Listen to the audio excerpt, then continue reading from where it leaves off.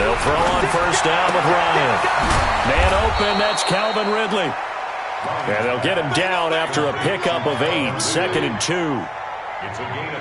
A good, safe pass there right off the bat. That's almost a rhythm play. That's what we like to call it. Get them into rhythm early, something safe, something they're confident about, something they feel good. And once that's completed, then you just keep moving from there because the confidence elevates. And they nearly get this all the way to midfield. Mark him down at the 49. Good work after the catch. Going to net him 23 and a first. Back-to-back good plays have him on the move on first down. They'll run for the first time with Devontae Freeman.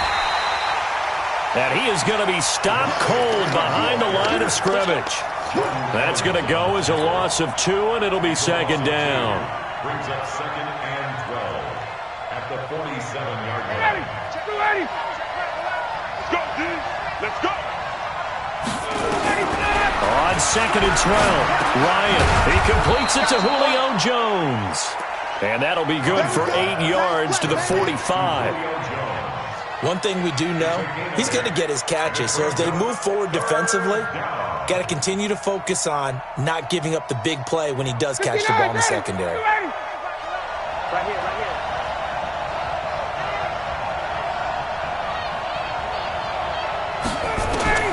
From the gun on 3rd down, Ryan gets it off to Freeman. And past the 35, he'll be dropped a yard or 2 shy of the 30. It's a gain of 13 and a first down for Atlanta. I don't think it's a surprise they're throwing the football early. We expected that. They told us they were going to come out firing, but 4 for 4 on the opening drive. They like that. They don't just like it. They love it because now everyone gets locked in. Your confidence jumps up. Everyone's easy about what they're doing out there. And by the way, they're looking at the sideline thinking to themselves and expressing, let's keep throwing it. We're doing pretty well. That was shades of Tennessee Volunteer football back in the 80s with Charles Davis coming up from the secondary to make the tackle for a loss. You mean my teammates doing that, right? Because they would tell you, my coach would say, where's that tape? I want to see that. But how about the complete package there? Not just playing the pass, but being a willing tackler and making a really nice play. And it's hauled in by Austin Hooper. That will go as a pickup of 7 on the 7th play of the drive. One thing you're hoping for when you run drag routes, you're able to hit a receiver in stride, and he can pick up a lot of yardage after the catch. But in this situation, the defense was effective, able to stop him before he could get a good head of steam going. Now Ryan. And he's going to be taken down back around the 35-yard line. Oh, my goodness. Was that a defensive back that got to him with the pressure? Oh, look at the former defensive back. You're all smiles up here. I hope everybody can hear my smile on that play. And he missed it. It's no good. And this will remain a scoreless game. Well, that opening drive looked good for a moment there, but they'll wind up being turned away thanks to the missed field goal. And those especially hurt when you come into a game on the road. You're trying to get things to go your way early, and now you suffer a setback right out of the gate. Good field position to start the drive after the missed field goal. Here's first down from the 42.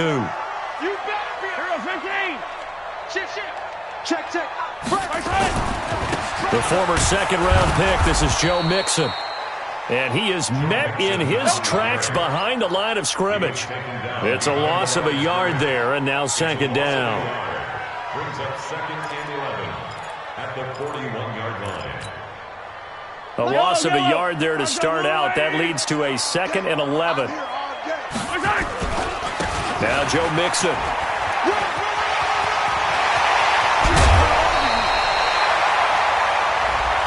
I know it's an emotional game, Charles. You can't do that. And when you get into your film sessions and you argue your case with your coaches, that's exactly what they say at the end. You just can't do it. It costs your team.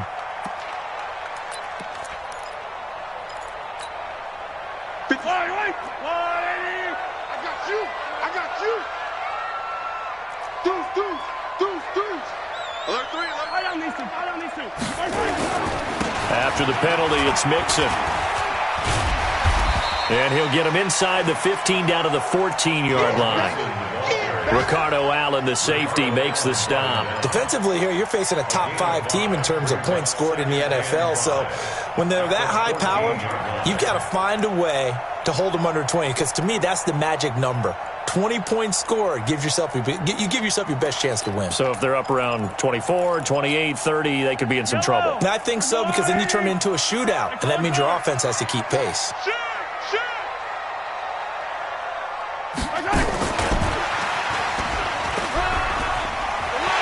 And he will take it on in for a Chiefs touchdown. Tyreek Hill with touchdown number 8 on the year, as his guys are able to strike first here in this opening quarter. The extra point splits the uprights, and it's now a 7-0 game.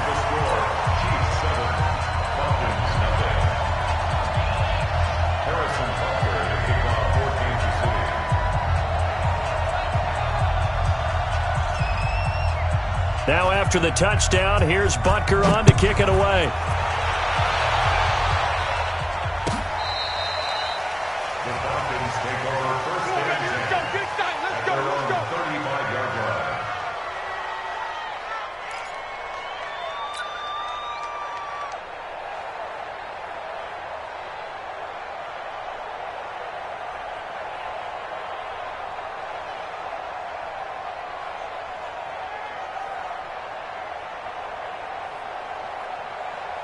About set to begin their next drive, the Falcons offense at the line. Last time out, they had that long 50-plus yard field goal that they missed. And I'm sure on their sideline they're thinking to themselves, okay, do we still want to try one if we're in that position again? And I would dare say that the answer would be yes. They're going to have a lot of confidence in their kicker.